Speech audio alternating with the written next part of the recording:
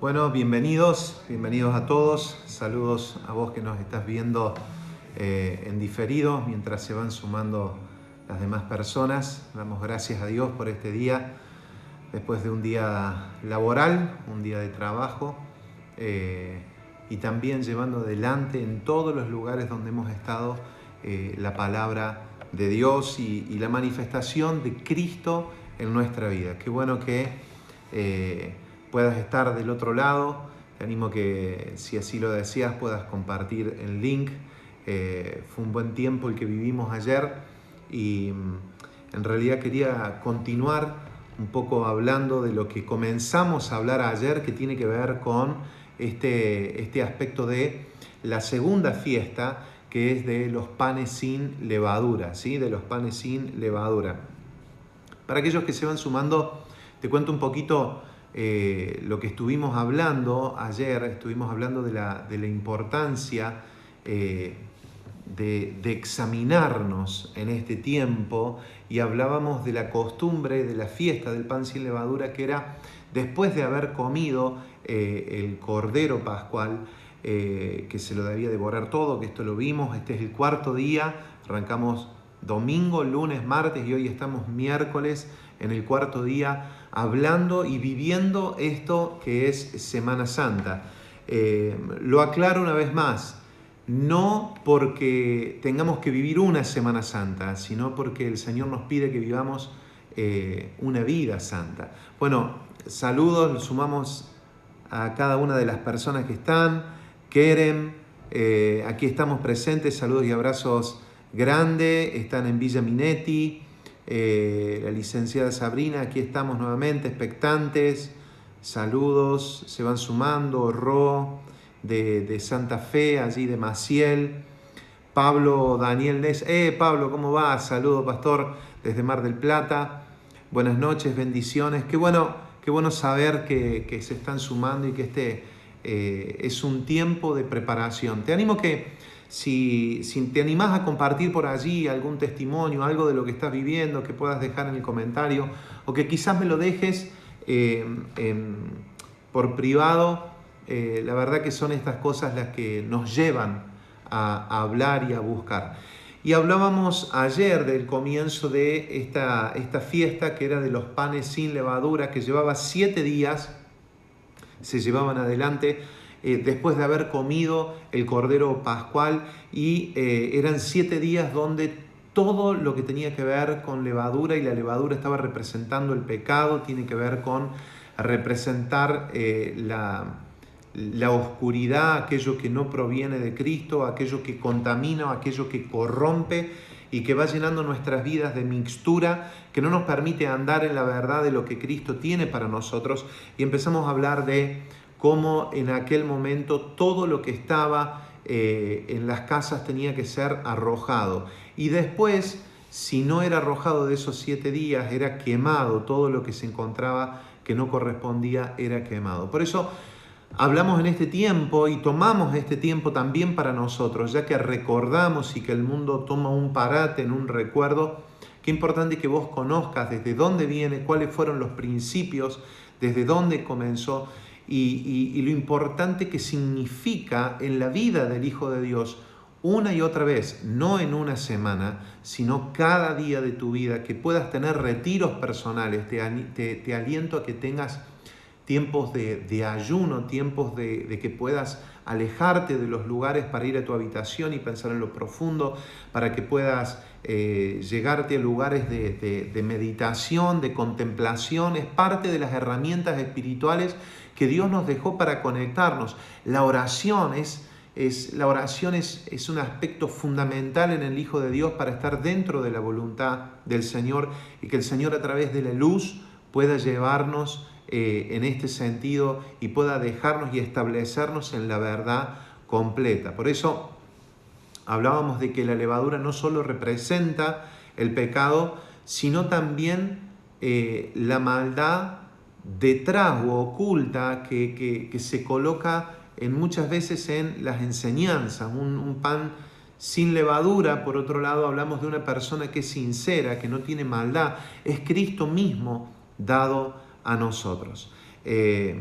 Por eso hablamos que la levadura simboliza la maldad oculta y es el Señor en contraposición de lo que vamos a ver hoy.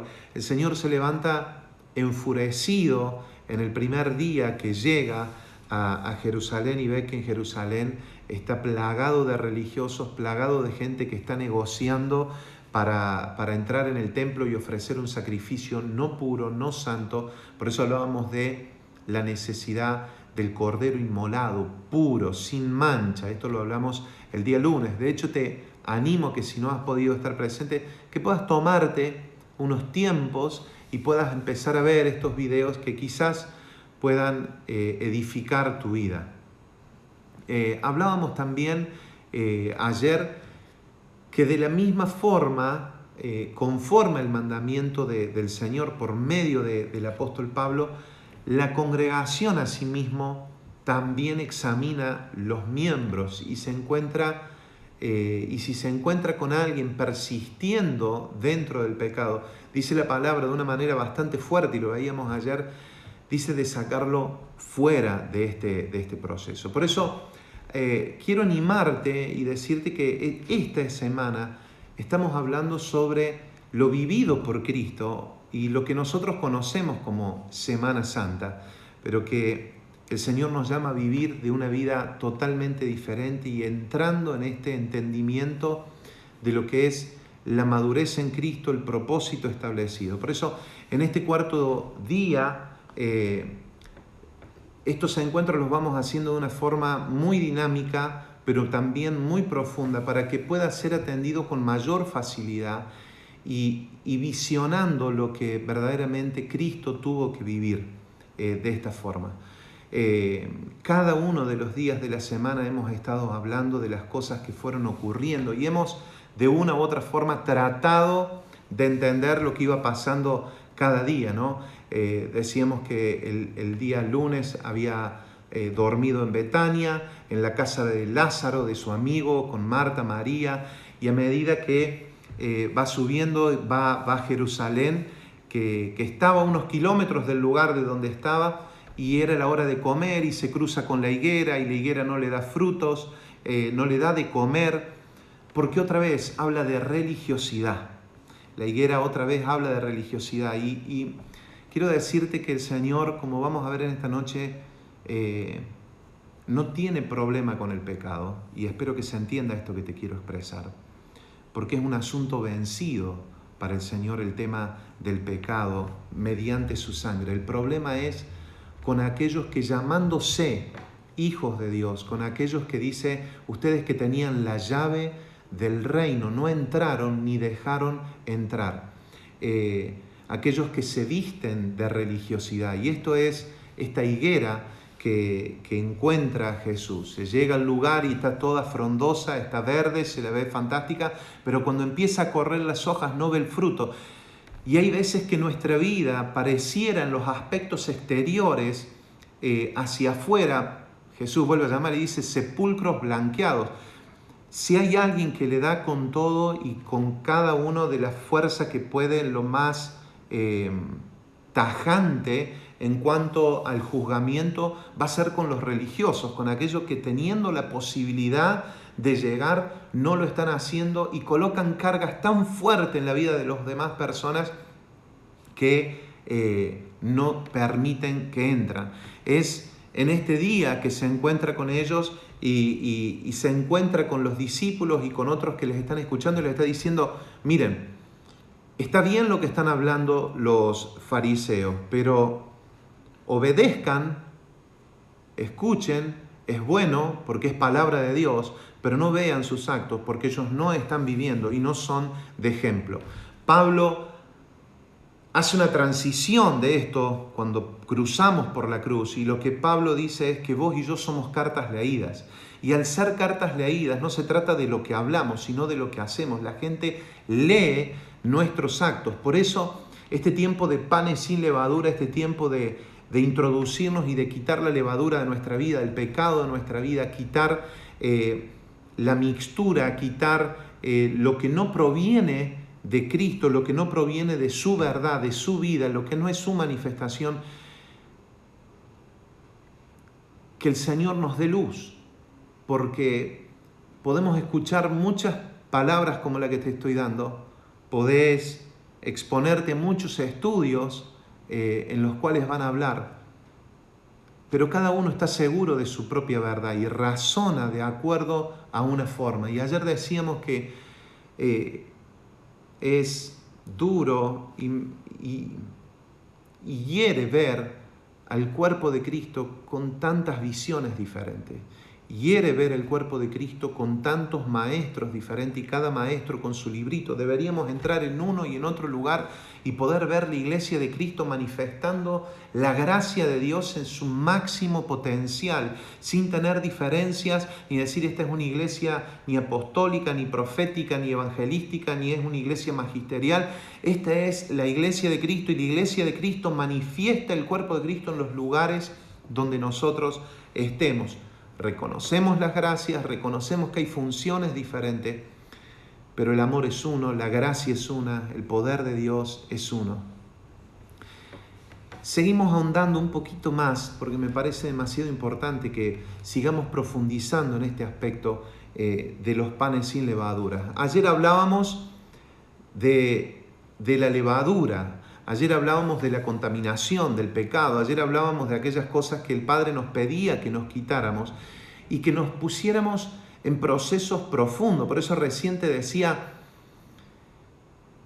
podés escuchar mucho y podés leer mucho, pero si el Espíritu no te muestra aún la religiosidad que nosotros tenemos, porque esta levadura tiene la capacidad muchas veces de esconderse aún de nosotros mismos, de nuestro propio intelecto, de nuestra propia forma de vernos. Por eso ser expuestos a la luz de Cristo nos permite entrar en ese proceso de poder ver aquello que el Padre está estableciendo. No se trata de las verdades personales que tenemos, no se trata de nuestro razonamiento, de nuestras razones. Y a decir verdad, cada uno de nosotros tenemos razón en las cosas que hablamos. ¿Por qué tenemos razón? Simple, porque la razón es una forma, es un sistema que lleva nuestra mente para llegar a conclusiones. Y mi forma de razonar está bien porque es mi sistema de razonamiento. Tu forma de razonar está bien porque es tu sistema de razonamiento. Pero los hijos de Dios, los discípulos de Cristo, no nos basamos nosotros en nuestra forma de razonar, sino que nos paramos en la verdad. Es la verdad que nos hace libre y la verdad es una persona, es Cristo. Por lo tanto, Él es el pan sin levadura. Él es el pan que viene del cielo. Esto es lo que expresa Mateo 26:26. Y mientras comían, dice Jesús, tomó Jesús el pan y bendijo y lo partió y dio a sus discípulos y dijo, tomad, comed, esto es mi cuerpo. Esto es mi cuerpo. Es Cristo el pan sin levadura que provino del cielo. Y quiero hablar de esto hoy, de este amor profundo, de este amor manifestado en gracia.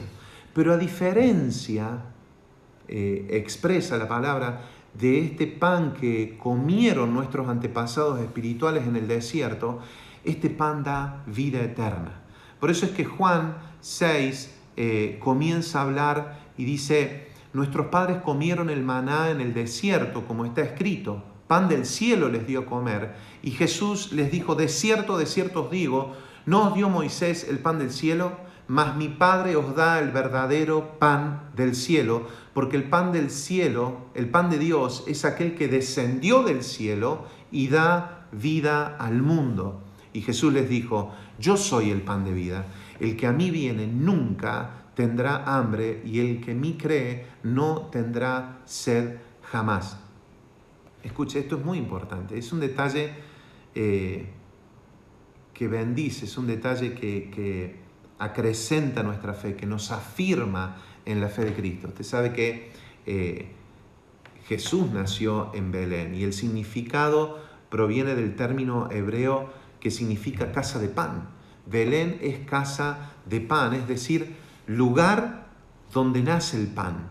Y fue en Belén que nuestro Señor nació. Y mientras comían, Jesús tomó el pan y dijo, y lo partió, y dijo a sus discípulos, tomen, coman, esto es mi cuerpo que es partido por ustedes.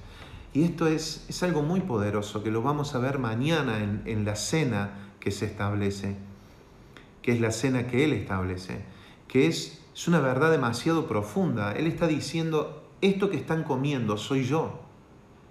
Él no está diciendo, esto que están comiendo es algo que tiene que ver conmigo.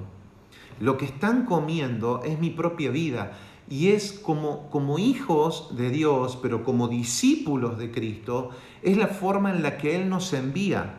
Así como el Hijo sufrió, así como sufrió por la verdad, así como se dio a sí mismo, nosotros debemos darnos de la misma manera, sin reservas.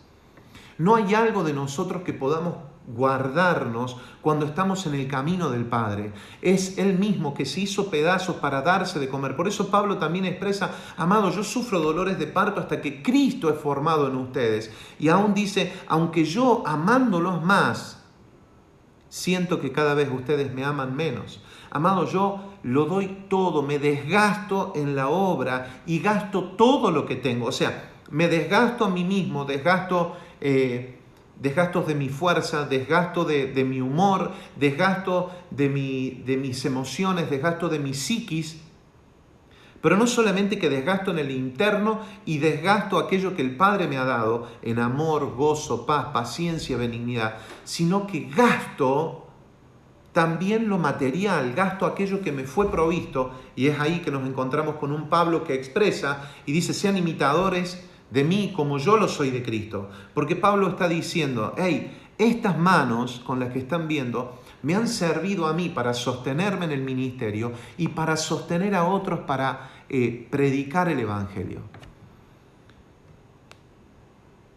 Por lo tanto, esta entrega de Cristo, este pan sin levadura, no nos invita a llenarnos a nosotros para sentirnos simplemente satisfechos. Este es el primer paso. Si querés anotar, es el primer paso. El pan de vida, lo primero que hace es que no tengamos ya hambre de otra cosa, porque una vez que hemos probado ese pan, una vez que hemos comido de este alimento espiritual, no tenemos apetito de otro alimento espiritual. Es Jesucristo, la palabra de Dios, que aparece en Juan capítulo 1, verso 1. Y la palabra de Dios, dice la palabra, que es el alimento espiritual que es dada a la vida del creyente. No es la palabra escrita, sino, y por favor compréndame, es lo que dice la Escritura, es la palabra que es Cristo Jesús. En el principio era el Verbo y el Verbo era con Dios y el Verbo era Dios. Hay otras versiones que expresan y hablan, en el principio era la palabra y la palabra era con Dios y la palabra era Dios. Y en el verso 14 dice, y la palabra se hizo carne. Esta palabra se hizo carne, es Cristo mismo, dado a nosotros, entendiendo el proceso de lo que Dios ha llevado y nos ha establecido en el proceso para comer de Él. Por eso es Jesús mismo que dice, yo soy el pan de vida, porque soy yo el que va a nutrirte, soy yo el que va a llenarte, soy yo el que va a darte fuerzas en el momento para sobrellevar las cargas que este mundo te ha establecido. Confía, porque estás comiendo de un alimento que no produce ceguera, un alimento que no produce obesidad espiritual, un alimento que te mantiene en forma, un alimento que te vitaliza, un alimento que coloca las vitaminas establecidas para que puedas llevar adelante el mandato de lo que el Padre te estableció, un alimento que te fortalece para el momento de la prueba, de la tentación, para no caer en ese proceso.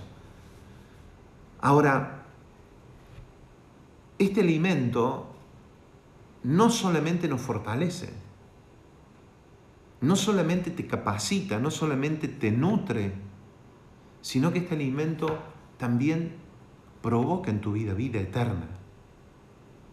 Entonces, conforme al pensamiento de los tiempos bíblicos, el pensamiento que ocurría en la primera Pascua celebrada, en los panes sin levaduras de la fiesta de Israel, en el antiguo pacto, de la misma manera en la que la levadura corrompe el interior del pan y acelera el proceso de descomposición, de putrefacción, de corromperse, el pecado o maldad, que es justamente lo que significa lo que simboliza la levadura, así también es el pan sin levadura, que es Cristo. Representa a quien anda delante de Dios y de los hombres sin pecado. Y estamos llamados vos y yo a vivir esta vida sin pecado. Estamos vos y yo llamados a vivir una vida pura, limpia y sin mancha, porque esta es la iglesia que el Padre viene a buscar para el Hijo. Esta es la iglesia que el Hijo viene a buscar para que sea su esposa. Es Cristo el pan sin levadura por excelencia. Entonces, cada uno de los que nos llamamos discípulos, cada uno de los que decimos ser hijos de Dios y discípulos de Cristo, tiene que imitar este ejemplo de purificación y de limpieza. Por eso, una y otra vez, el Señor nos invita a vivir el proceso de la cruz. Uno y otro día el Señor dice, mueran. ¿Por qué? Porque la carne, o sea, el espíritu a la verdad está dispuesto, pero la carne es débil. La carne tiende a ceder. Entonces nos fortalecemos en el Señor, manteniendo una vida pura, carente de maldad. Estos 7 días que se llevaban adelante, que expresa allí en el Éxodo 23, Éxodo 23:15 dice, la fiesta de los panes sin levadura guardarás. 7 días comerás los panes sin levadura, como yo te mandé, en el tiempo del mes de Abib, porque en él saliste de Egipto, y ninguno se presentará delante de mí con las manos vacías. Después de este proceso de muerte del Cordero, la congregación de Israel tenía que abstenerse durante esos 7 días de comer panes con levadura o cualquier comida leudada. Y este número 7, usted sabe que en la palabra de Dios significa y habla lo invisible, lo espiritual, lo que tiene que ver con la eternidad, con lo perfecto, con lo que está establecido en Cristo. Y cuando la palabra ha establecido de que sean 7 días, lo que está diciendo es, esto tiene una esencia, un contenido que trasciende al tiempo y trasciende las generaciones. Está hablando de que usted sabe que estamos hablando de un antiguo pacto, de un nuevo pacto que tiene que ver con, y están basados en un pacto eterno de Dios, un pacto que no tiene tiempos. Cuando hablamos de nuevo pacto, no estamos hablando de un tiempo natural, de un cronos. Cuando hablamos de nuevo pacto, hablamos de una nueva naturaleza, una nueva forma de relacionarse, una nueva manera establecida a la cual vos y yo somos llevados por causa de la palabra del Señor. Y quiero hablarte de esto hoy, porque esto me impactó demasiado en esta semana, si bien había visto, pero qué profundo que es ver la fidelidad de la obra y la manifestación de amor de Dios para con todos. Para con todos. Si lo empezamos a ver en este proceso donde estamos viviendo hoy, que sería el día miércoles, lo vamos a ver en Simón el leproso, donde fue a comer. Jesús fue a comer a la casa de este pecador, de este que estaba enfermo, pero que él había sanado. Lo vamos a ver que él ama a esta mujer que viene y es la mujer con el perfume de alabastro, que estaba en el alabastro, que empieza a enjugar con sus cabellos sus pies. Lo vamos a ver en el amor que Cristo manifiesta por las multitudes cuando llora porque las ve sin pastor. Vamos a ver el amor que Él tiene para con sus discípulos. Vamos a ver el amor que Dios tiene en Cristo, que manifiesta aún para con un Judas el Iscariote que está a punto de traicionarlo. Entonces entramos en un proceso de comprensión, de un amor magnificado. Hay un texto de Pablo que habla en la segunda carta a los Corintios, capítulo 8 y 9, y donde leemos palabras que expresan, dice, porque ya conocéis la gracia de nuestro Señor Jesucristo, que por amor de vosotros se hizo pobre, siendo rico para que ustedes fueran enriquecidos con su pobreza. O sea, la gracia conduce a que Cristo se haga pobre siendo rico. La gracia hace que sea el Padre que descienda en forma de hombre. Entonces, la gracia también tiene que ver con la manifestación del amor del Padre en descenso. Y espero que se entienda este descenso, porque viene de arriba hacia abajo. Cuando estudiamos gracia en el nuevo pacto, cuando se nos revela la gracia del nuevo pacto, siempre está en torno al descenso. Siempre está en torno a algo que bajó para buscarnos, a algo que vino a salvarnos, a alguien que nos está perdonando.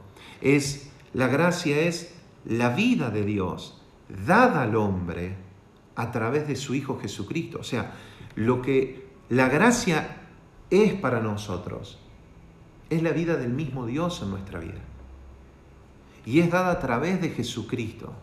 Entonces, aquel verbo, dice la palabra, fue hecho carne y habitó entre nosotros y vimos su gloria, gloria como el unigénito del Padre, lleno de gracia y de verdad.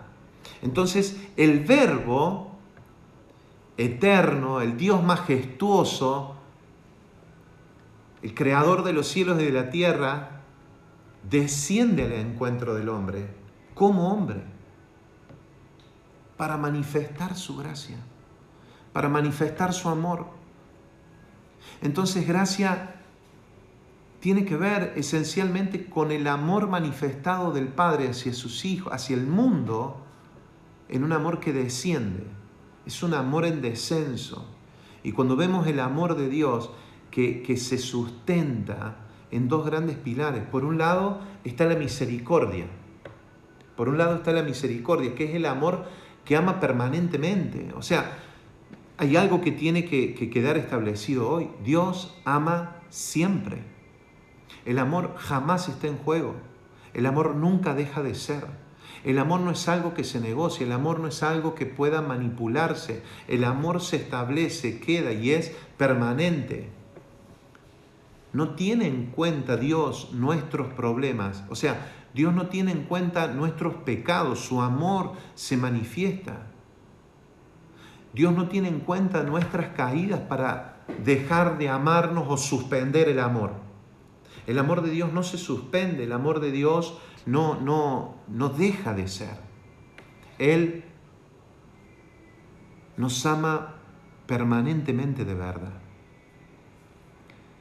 Y si bien es cierto que muchas veces tenemos que restaurar la comunión cuando hay pecado oculto en nuestra vida sin confesar, es igual de cierto que también el Dios de la gracia perdona todos nuestros pecados por el hecho de lo que ha hecho Cristo en medio de nosotros. Y esto durante mucho tiempo se ha tomado como el permiso de pecar, como una gracia libertina. Y es por no entender la comprensión de la verdad de la cruz. Por tanto, hablar de cruz, hablar de la pasión de Cristo, es hablar de esa gestión, de esa operatividad de salvación que impacta. Impacta viendo a Jesús manifestar amor cuando está siendo crucificado y está perdonando al que está al lado. Impacta ver a Jesús preocupándose por las multitudes cuando sabe que está a punto de ser abandonado. Y dice la palabra de Dios que en aquel momento cuando les habla a ellos y les dice, dentro de 2 días voy a ser quitado de ustedes, dicen que esos discípulos se entristecieron. Te pregunto, ¿cuántas veces nos entristecemos nosotros por causa de pensar que estamos solos? Ahora, quiero dejar establecido esto esta noche, porque es demasiado importante en la pasión de Cristo. Es demasiado importante porque Cristo en parte vino a manifestar el amor de Dios, que es no se acaba. Y cuando logramos meditar esto en estos días, exige necesariamente entender, y por eso te clamo en esta hora que comiences a orar en los días que vienen, a pedirle revelación a Dios, para que puedas conocer el Dios de la gracia, el Dios que se manifiesta por medio de Cristo, y en Cristo la obra del Calvario. Por eso cuando leemos la palabra, vemos la salvación no como una operación que Dios quiere realizar en Cristo Jesús, como acudiendo a las necesidades del pecador. No. Es Dios que se anticipa a la acción pecaminosa del ser humano para poder restaurarlo conforme a su gracia y a su plan. Entonces esto nos habla de de mucho amor. Porque quien ama ve más adelante y proyecta y cuida y hace liso el camino, permite, abre el camino. En esto no hay nada en este proceso de salvación en el cual estamos viviendo en este tiempo, por el cual Cristo descendió del cielo. No hay nada en este proceso de salvación que provenga de nosotros, que provenga del hombre. O sea, Pablo dice que no solamente no quiere cumplir los mandamientos de la ley, sino que tampoco puede. Entonces, la situación del hombre es condenada en toda condición. No hay forma de vivirlo de otra manera. Entonces, el Dios de gracia se provee, dice, desde la eternidad, el Cordero inmolado, a Jesús, para enviarlo al mundo en una misión redentora. Y cuando Cristo viene a salvar. Entonces muere en la cruz para alcanzar a otros en el perdón de sus pecados y trasladarlos de una manera espiritual a su reino, a su verdad. Y este descenso de Cristo, que es el que viene, que es el que se establece, que es el que vivimos, desde la gloria a la tierra, haciéndose hombre, es la expresión más sublime del amor, es la expresión más sublime de la gracia. Entonces tenemos que acercarnos en estos días a la cruz de Cristo desde esta perspectiva. Quiero animarte a que te acerques a la cruz y que medites y que pienses en estos procesos de cuán perfecto era el Cordero que se presentó, de cuán importante es que nosotros estemos purificándonos, limpiándonos por causa de esa sangre que fue derramada para llevar adelante la tarea que Él tiene para nuestra vida. ¿Para qué? Para alcanzar a otros pecadores, para que esta gracia que no se agota siga llegando en el poder de Cristo. El Verbo se hizo carne para hablar con el hombre. El Verbo se hizo carne para hablar con el hombre. Por eso, una de las maravillas de la gracia es que Dios viene a buscar a todos los rebeldes, a todos los que no quisieron buscar a Dios, porque el hombre no quiere buscar a Dios. Por esa razón es que Dios viene a buscar al hombre. Por eso Lucas 19:10 dice, el Hijo del Hombre vino a buscar y a salvar lo que se había perdido. Escucha, que este sea un tiempo de comprensión, que si lo estás teniendo, si estás comprendiendo el pan que se te dio, sin levadura, de la pureza, de la magnitud, si has estado llevando tiempos de ayunos y oración, por favor, quiero pedirte que durante estos días puedas comunicarles a otros esta verdad, del amor profundo de Dios hacia el mundo, enviando su propio Hijo para que pudieran ser presentados a Él nuevamente. Mi mente no alcanza a comprender la dimensión del amor tan grande como es la gracia de Dios manifestada. Pero no puedo dejar de ver que esta salvación de Dios desciende al encuentro con el pecador. Por eso es que creo que la mujer que leemos que rompe ese alabastro y derrama ese perfume y lo lava al Señor, está comprendiendo de semejante obra redentora. Y es el mismo Cristo que ve que esta mujer comprende lo que está haciendo. Por eso no me dio. ¿Qué hicieron los discípulos? Otra vez vieron en lo natural. ¿Qué fue en lo natural? Hubiésemos vendido ese perfume para que podamos darles de comer a los más pobres. Y otra vez la religiosidad entra de una manera muy realista, de una verdad que uno puede decir es cierto. Ahora, Cristo lo ve desde el lado de la cruz, Cristo lo ve desde la eternidad y Él está diciendo, esta mujer está viendo, no está escatimando, no está guardándose lo mejor para ella.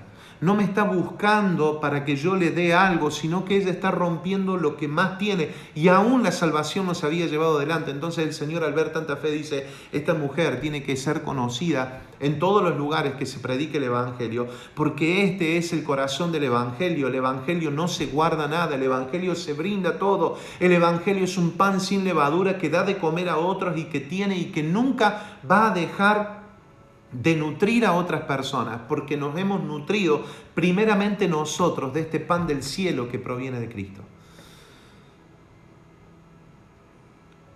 Hace un tiempo llevamos adelante un discipulado, una escuela de discípulos que le llamamos Ser y Hacer Discípulos. Y le preguntaba a las personas que se suman de distintas partes de Latinoamérica, de Argentina, ¿con